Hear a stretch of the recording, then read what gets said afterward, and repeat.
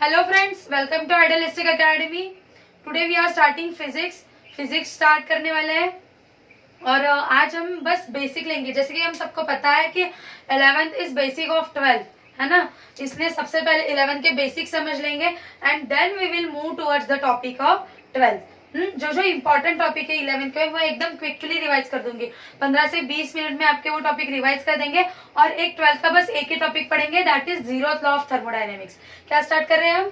Thermodynamics. Thermodynamics start करने वाले हैं और उसका 12th का बस एक टॉपिक लेंगे आज सिर्फ, और बाकी टाइम बस क्या करेंगे 11th का बेसिक लेंगे because it is very important. Okay, 12th का आप कोई भी पढ़ने जाओगे तो सबसे पहले 11th का बेसिक पढ़ना बहुत इंपॉर्टेंट होता है। और आपको ये सवाल आया होगा कि थर्मोडायनेमिक्स क्यों स्टार्ट कर रहे हैं, है ना, बिकॉज आपके जो बुक्स है उसमें वो motion is the first chapter ना, मोशन से रिलेटेड जो चैप्टर है वो फर्स्ट है। तो मैं आपको बता देती हूँ दोस्तों कि फिजिक्स को सबको डर लगता है ना, मुझे पता है फिजिक्स से सब लोग डरते हैं, है ना। सो टू वो फियर आपका जाना चाहिए क्योंकि मोशन थोड़ा सा कॉम्प्लिकेटेड है थोड़ा। ओके, तो as comparative to motion thermodynamics is थोड़ा इजी है। तो हम क्या करेंगे, इजी से स्टार्ट करेंगे एंड देन इससे आपका क्या होगा, फिजिक्स का जो डर है वो निकल जाएगा and you will get interest in this subject. आपका पहले इस सब्जेक्ट में इंटरेस्ट बढ़ाएंगे and then we will move one step ahead. Okay, एक एक स्टेप आगे जाएंगे। तो आज सबसे पहले ले लेंगे थर्मोडायनेमिक्स के basic.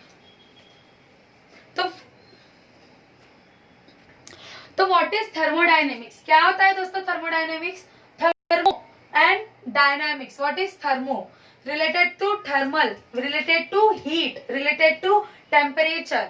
Okay, the subject, it is the branch of science which deals with thermal interaction, heat interaction. Dynamics मतलब क्या होता है? आपने पढ़ा है 11th में ही पढ़ा है आपने, स्टैटिक और डायनामिक दो पार्ट होते हैं। डायनामिक मतलब जो मूविंग है ना, मतलब हीट का जो इंटरेक्शन होता है, हीट जो एक सिस्टम से दूसरे सिस्टम में जा रही है, हीट और any other form of energy. Okay, many other form of thinking, thermodynamics specially deals with heat. Okay, heat and work. जब भी थर्मोडायनेमिक्स आएगा तब ये तीन वर्ड याद रखना है, heat, work and internal energy. ये तीन वर्ड्स पे पूरा थर्मोडायनेमिक्स होगा। Okay, it's related to heat, work, internal energy. क्या है ये? This is the energy interaction. ये क्या, इस सब्जेक्ट में हम क्या पढ़ेंगे?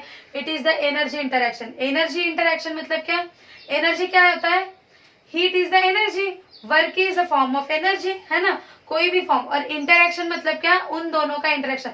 जैसे हीट का वर्क में कन्वर्ट होना, वर्क का हीट में कन्वर्ट होना, मतलब क्या हो रहा है? इंटरैक्शन हो रहा है। Okay, it is known as interaction. So this thermodynamics deals with the energy interaction, energy interaction and maximum इसमें क्या पढ़ेंगे? हीट और टेम्परेचर, हीट और टेम्परेचर से रिलेटेड टर्म्स पढ़ेंगे। Okay, so one by one we will first revise the terms which we have learn in 11th standard. तो सबसे पहले हमने पढ़ा था थर्मल इक्विलिब्रियम। सबसे पहला टर्म है थर्मल इक्विलिब्रियम। तो व्हाट इज थर्मल इक्विलिब्रियम दोस्तों? थर्मल इक्विलिब्रियम क्या होता है? आपने पढ़ा था थर्मल इक्विलिब्रियम पिछले साल, है ना। हमने ये पढ़ा था कि थर्मल मैंने अभी आपको बताया कि thermal means what? Thermal means heat. Okay, thermal, जब भी थर्मल ये वर्ड आएगा तो क्या है? Temperature and heat. थर्मल ये वर्ड ही ये दोनों से रिलेटेड है, टेम्परेचर और हीट से। तो thermal equilibrium, the system we will say a system is in thermal equilibrium when there is no heat interaction between two system. मतलब देखो, अगर दो, if I take two objects, okay, this is A and this is object B. अगर इसका temperature है 20 degree Celsius और इसका temperature है 10 डिग्री सेल्सियस, तो क्या होगा दोस्तों? If I join this with a conducting rod, जो थर्मल हीट कंडक्ट कर रहा है, ऐसे रॉड से अगर मैं ज्वाइन कर दूंगी दोनों को, तो क्या हो जाएगा दोस्तों? क्या होगा? The heat will start to transfer from higher temperature to lower temperature, है ना। हीट क्या करेगी? हायर टेम्परेचर से लोअर टेम्परेचर में ट्रांसफर करना शुरू होगी। मतलब क्या हो रहा है? हीट का इंटरेक्शन हो रहा है ना। यहाँ पे क्या हो रहा है? हीट का इंटरेक्शन हो रहा है। पर इक्विलिब्रियम के लिए हमें क्या चाहिए? हमें चाहिए कि हीट का इंटरेक्शन नहीं होना चाहिए। I will take second example. जैसे कि ये एग्जाम्पल है, इन दोनों का टेम्परेचर है 20 degree Celsius, 20 degree Celsius. Okay, considering all other energy same, मतलब इसमें इन दोनों की पोटेंशियल एनर्जी, केमिकल एनर्जी, ये सारी एनर्जी सेम है, बस हीट के बारे में बात कर रहे हैं। ओके, अभी देखो यहाँ पे दोनों का टेम्परेचर सेम है, तो हीट इंटरेक्शन होगा? नहीं होगा। यहाँ पे क्या हो रहा था, heat is travelling from A to B, और यहाँ पे होगा इंटरेक्शन? नहीं होगा।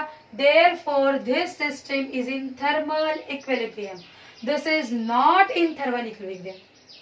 ओके, जिसमें हीट का इंटरेक्शन नहीं होगा, ऐसे सिस्टम को हम क्या कहेंगे? We will call that system is in thermal equilibrium. Okay, now second इसके बाद हमने पढ़ा था, इसके साथ साथ हमने पढ़ा था कि व्हाट इज एडियाबेटिक। देखो मैं बोर्ड पे जितने भी वर्ड्स लिख रही हूँ, ओके, जितने वर्ड्स लिख रही हूँ उन सबका मीनिंग आपको पता होना चाहिए। अगर नहीं पता है तो please tell me, I will send you the lecture of 11th standard. Okay, 11th standard का लेक्चर भेजूंगी। What is adiabatic and what is diathermal, you should know. हमने पढ़ा था कि जिसमें से हीट ट्रांसफर नहीं होती है, जिस सब्सटेंस में से हीट ट्रांसफर नहीं होती है, ऐसे सब्सटेंस को हम क्या कहते हैं?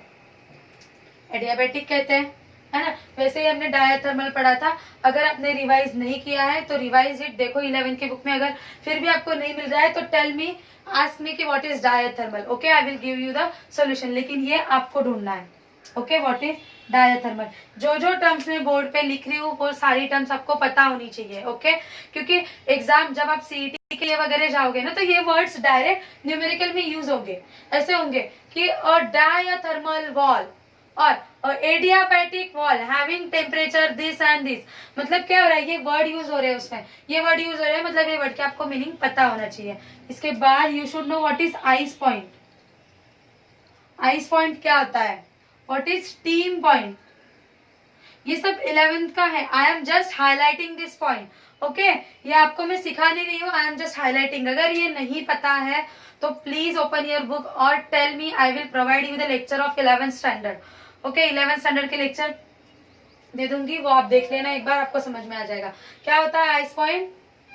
आइस पॉइंट मतलब the water, the point eight which water start freezing, मतलब 0 डिग्री सेल्सियस। क्या होती है इसकी वैल्यू? 0 degree Celsius. और स्टीम पॉइंट क्या होता है? The temperature at which water starts boiling, इसे हम कहते हैं स्टीम पॉइंट।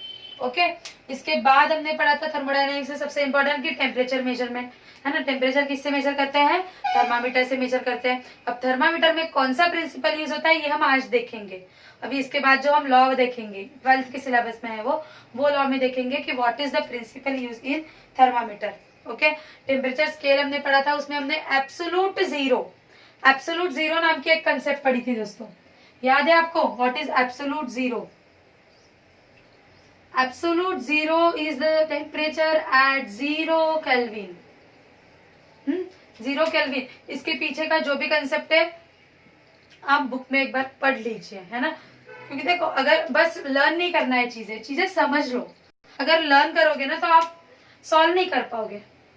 अगर आप चीजें लर्न कर पाओगे ना तो देखो, जो सबको आता है वो आपको आएगा तो कोई फायदा नहीं है ना। देखो, अगर एग्जाम में 100 बच्चे बैठ रहे हैं, if 100 peoples are giving the exam, and अगर जो 80 बच्चों को आता है वही अगर आपको आता है तो आप रैंक नहीं ला पाओगे, आप अच्छे रैंक नहीं ला पाओगे। लेकिन ये जो 20 बच्चों को आता है, जो ये 20 स्पेशल बच्चे हैं, उनमें से अगर आपको ये 20 बच्चों में से अगर आप बन जाओगे तो you will secure a good rank and you will get good college.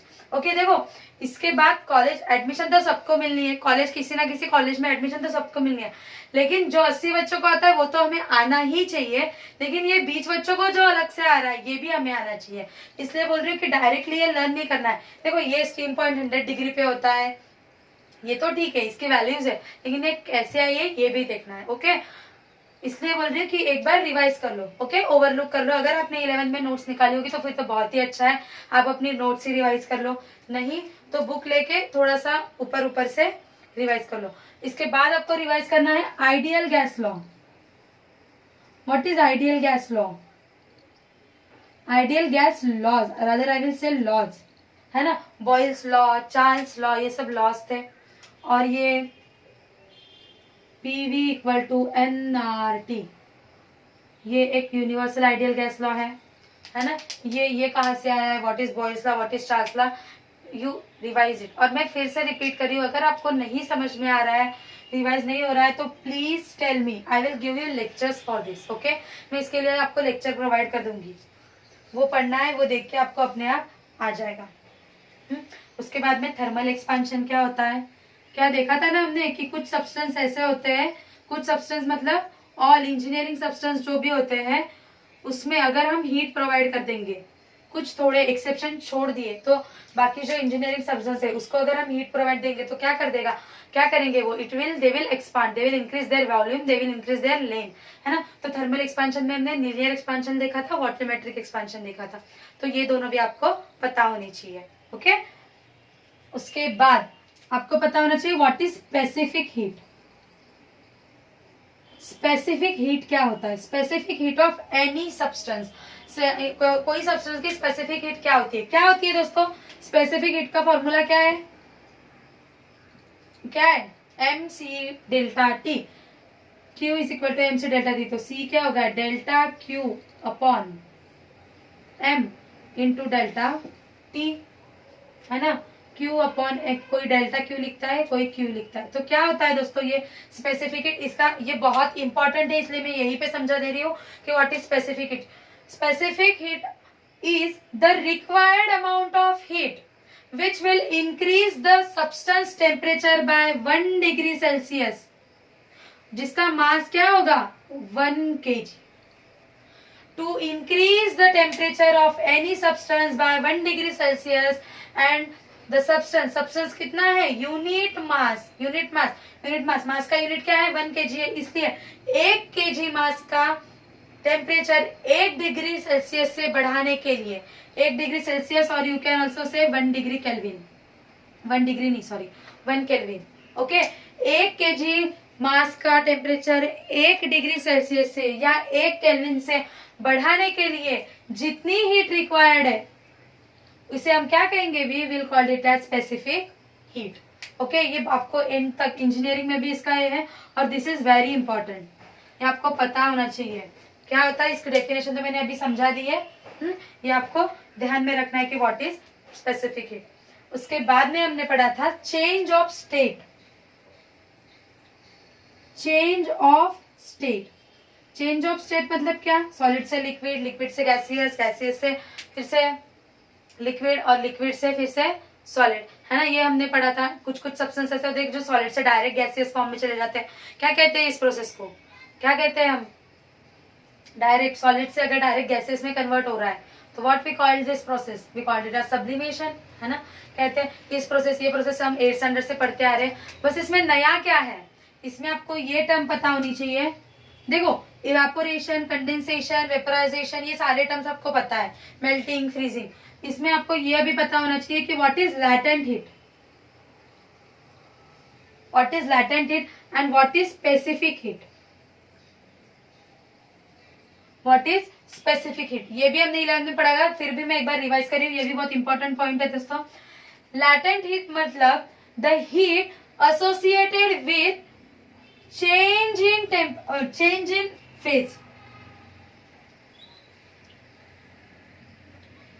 क्या है, the heat associated with change in phase, मतलब फेज चेंज के वक्त जितनी हीट यूटिलाइज कर रहा है, सब्सटेंस फेज चेंज के बाद जितनी हीट यूटिलाइज कर रहा है उसे हम क्या कहते हैं, we called it as latent heat. और ये आपका रिवीजन है, इसलिए मैं फास्ट ले रही हूँ, अगर आपको ये डीप में चाहिए तो I am again saying you just tell me topic, I will provide lecture for that particular topic. Okay, क्योंकि रिवीजन है, अगर मैं सारा सिखाऊंगी तो हमें टाइम नहीं पूरेगा, है ना। और सेकेंड इज सेंसिटिव हीट, है ना, स्पेसिफिक नहीं, मैंने गलती से लिखा था वो स्पेसिफिक। सेकंड क्या है, सेंसिटिव हीट, है ना, फेस चेंज में, चेंज ऑफ स्टेट में ये दोनों आते हैं, तो ये सेंसिटिव हीट क्या होती है, the heat associated with change in temperature, system का टेम्परेचर चेंज होने में जो हीट मदद करती है उसे हम क्या कहेंगे, we will call it as sensitive heat. Sensitive का क्यों कहा है दोस्तों इसको, क्योंकि ये सेंस कर रही है टेम्परेचर को,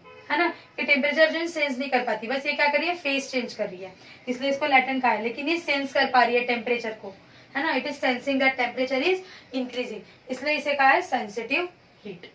ओके, इसके बाद में हमने देखा था कंडक्शन, कन्वेक्शन एंड रेडिएशन। आपको ये भी बताना चाहिए what is conduction, what is convection and what is radiation. Okay, ये तीनों टर्म पता होना चाहिए। अभी बताओ दोस्तों व्हाट इज कंडक्शन, क्या होता है कंडक्शन, है ना। अगर heat is transferring from solid to solid, है ना, सॉलिड सब्सटेंस में से जब हीट ट्रांसफर होता है तो हम क्या कहते हैं उसे, we called it as conduction. Okay, we called it as conduction. जब हीट लिक्विड, किसी लिक्विड या गैसियस, लिक्विड या गैसियस, लिक्विड और गैसियस को दोनों को मिलाकर हम क्या कहते हैं, फ्लूइड कहते हैं। ओके, लिक्विड प्लस गैसियस दोनों को मिलाकर हम फ्लूइड कहते हैं। अगर हीट ट्रांसफर फ्लूइड में से हो रही है तो उसे क्या कहेंगे, कन्वेक्शन कहेंगे। यहाँ पे क्या है, सॉलिड है। और रेडिएशन क्या होता है, रेडिएशन के लिए no media required.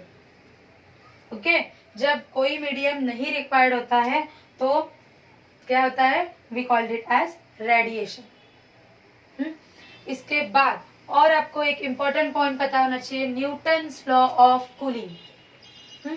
Newton's law क्या पढ़ा था हमने न्यूटन्स लॉ में, कि जैसे जैसे टेम्परेचर डिफरेंस कम होगा वैसे वैसे rate of cooling will decrease, है ना। यही पढ़ा था न्यूटन्स लॉ में कि टेम्परेचर दो सिस्टम में का, जैसे ये दो सिस्टम है तो दो सिस्टम में का टेम्परेचर डिफरेंस जैसे जैसे कम होगा वैसे वैसे क्या होगा, वैसे वैसे rate of cooling will decrease. तो ये भी आपको बताना चाहिए, अच्छे से पढ़ लेना है what is Newton's law. Newton's law क्या है ये भी देख लेना है। Okay, these are the important, these are the highlights from 11th standard, जो कुछ बहुत ही इंपॉर्टेंट थे वो मैंने आपको बता दिए हैं। फिर भी अगर आपको डीप में चाहिए तो you just message me the topic, I will send you the lecture for that particular topic. लेकिन ये बहुत अच्छे से करना है। ओके, अगर आप 11th किए बिना डायरेक्टली 12th पे जंप करोगे तो आपको नहीं समझेगा, कुछ भी नहीं समझ तो लोगे, समझता सबको है, जो पढ़ाते हैं वो समझता है, लेकिन प्रॉब्लम्स नहीं सॉल्व होगे। जो आपके ये है न्यूमेरिकल्स है, न्यूमेरिकल सॉल्व करने में आपको अच्छे से 11th से बेसिक से सारा पता होना चाहिए। इसलिए मैंने ये लिखने का मेरा यही है, मुझे क्या है 15 मिनट में क्यों वेस्ट करूंगी इसमें, है ना, सिंपल है, मैं आपको क्यों दूंगी। लेकिन आप क्या करना है, जो जितने मैंने वर्ड्स लिखे हर वर्ड का मीनिंग डीप में आपको जान लेना है। अगर आपको आपने पिछले साल नोट्स वगैरह निकाली ही होगी, कुछ तो पढ़ाई की ही होगी, तो उस पे से जान लेना है। अगर नहीं समझता है तो आई एम रिपीटिंग कि please tell me, I will provide you the lecture of each topic. Okay, जैसे मैंने बहुत अच्छे से समझाया है ये सारे टॉपिक्स। अभी now we will move towards our 12th syllabus. Okay, 12th में सबसे पहले आज पढ़ेंगे 0th law of thermodynamics. Thermodynamics में लॉ है दोस्तों, जैसे हमने न्यूटन के पढ़े थे, न्यूटन के first law, second law, third law पढ़े थे ना, वैसे ही थर्मोडायनेमिक्स के लॉ पढ़ेंगे। So first we will learn 0th law. अभी 0th लॉ का नाम जीरो क्यों पड़ा है, पहले सबसे पहले ये जान लेंगे।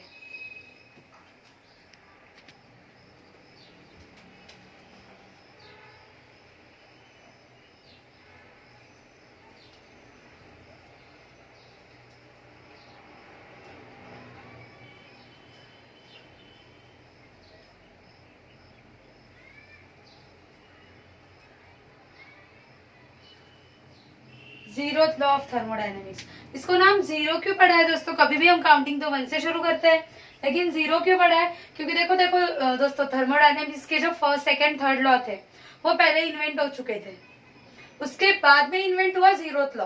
पहले फर्स्ट, सेकंड, थर्ड इन्वेंट हो चुके थे, उसके बाद में इन्वेंट हुआ था जीरोथ लॉ। ओके, फिर अभी लेकिन zeroth law is a very basic law. ये तीनों लॉ से सबसे बेसिक कौन सा था, जीरोथ लॉ था। इसलिए उन्होंने क्या कह दिया कि उसके पहले का, फिर फर्स्ट के पहले क्या आ जाएगा, जीरो, इसलिए उसको नाम पड़ा है zeroth law of thermodynamics. Okay, now ये व्हाट इट सेज, क्या कहता है जीरोथ लॉ, कि if a body is in thermal equilibrium with second body, मतलब देखो if A is in thermal equilibrium with body B, suppose this is body A and this is body B, तो क्या कहता है thermodynamics zeroth law, कि if A is in thermal equilibrium with B, अगर A B के साथ thermally equilibrium condition में है और अगर A is in also in thermal equilibrium with C, अगर ए सी के भी साथ थर्मल इक्विलिब्रियम में है, क्या कह रहे हैं, मैं यहाँ पे साइमल्टेनियसली एक डायग्राम ड्रॉ करूंगी, यहाँ पे लिखूंगी, okay. If A is in thermal equilibrium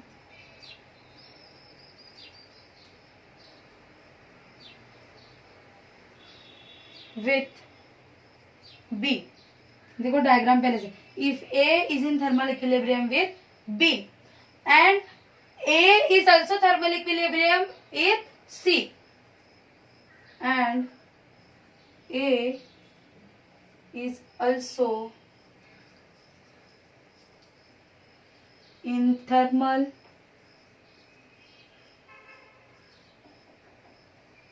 equilibrium with C, okay. क्या कंडीशन बताया कि ए बी के भी साथ थर्मल इक्विलिब्रियम में है और ए सी के भी साथ थर्मल इक्विलिब्रियम में है, then B will be thermal equilibrium with C.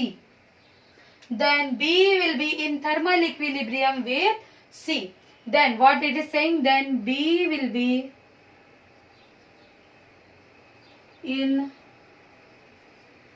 thermal equilibrium with C. ये कहता है zeroth law of thermodynamics, okay. मतलब क्या कह रहा है दोस्तों कि अगर ए किसी बॉडी के साथ थर्मल इक्विलिब्रियम में है और ए किसी दूसरी बॉडी के साथ थर्मल इक्विलिब्रियम में, तो ये जो दो बॉडी है जिस दोनों के साथ ए थर्मल इक्विलिब्रियम में है, वो दोनों बॉडी एक दूसरे के साथ क्या हो जाएगी, थर्मल इक्विलिब्रियम में हो जाएगी, ओके। क्या कह रहा है, ये जो स्टेटमेंट है, लॉ की जो स्टेटमेंट है, ये आपको लर्न होनी चाहिए। आपके बोर्ड के एग्जाम में आपको डायरेक्ट स्टेटमेंट भी पूछ सकते हैं, आपको डायरेक्ट स्टेटमेंट आनी चाहिए, ओके। एंड वेरी इंपॉर्टेंट, इसमें का जो एक एक वर्ड है, एक एक वर्ड बहुत इंपॉर्टेंट है। If A is in thermal equilibrium with B and A is also in thermal equilibrium with C separately, okay. क्या कहेंगे इसे, सेपरेटली, मतलब दोनों सेपरेटली है,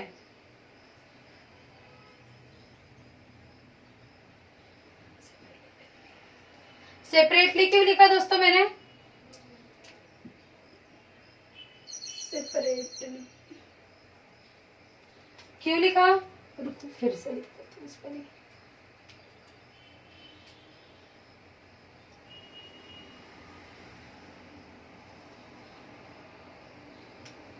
क्योंकि देखो इन दोनों का अलग है और इन दोनों का अलग है, ओके। इन दोनों का अलग रिलेशन, इन दोनों का अलग रिलेशन है, इसलिए this word is very important, okay. अगर ये दोनों ऐसा है तो B will be in thermal equilibrium with C। हम क्या करते हैं, ऐसे छोटे छोटे जो पॉइंट्स है वो निग्लेक्ट करते हैं, लेकिन ये नहीं करना है, ओके।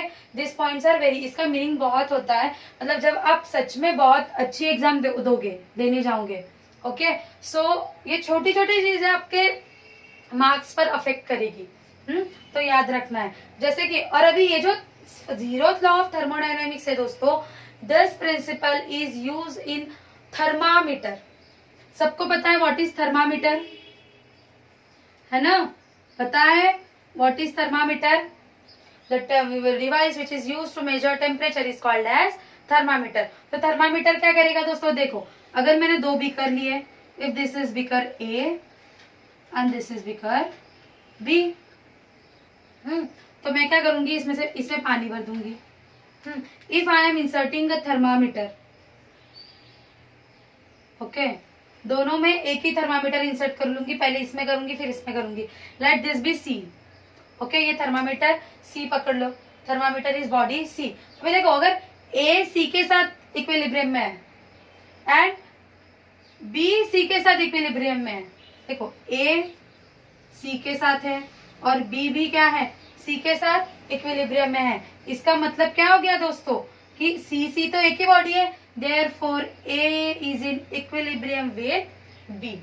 समझ में आ गया ये थर्मामीटर में कैसे यूज होता है, to compare the temperature of two bodies, दो बॉडी का टेम्परेचर कंपेयर करने के लिए ये यूज होता है कि if A is in thermal equilibrium with, अगर एक पे जो सी मतलब थर्मामीटर का जो मेजरमेंट आ रहा है ए में, उतना ही मेजरमेंट अगर बी में आ रहा है, अगर उतना ही, देखो यहाँ पे सपोज सी आ रहा है और यहाँ पे भी अगर सी, उतना ही सी, दोनों केस में अगर सी आ रहा है तो ए और बी क्या हो जाएंगे, ए और B will be in thermal equilibrium. Okay, अगर दो भी करें, अगर ये अलग अलग आता है, सपोज ये यहाँ पे, ये यहाँ पे आता है, आ जा रहा है, ये C2 पकड़ो, सेम नहीं है इसलिए इसको C1 C2 नाम दे दिए, सेम था इसलिए CC लिखा, अब ये सेम नहीं है, C1 C2 नाम दे दिया।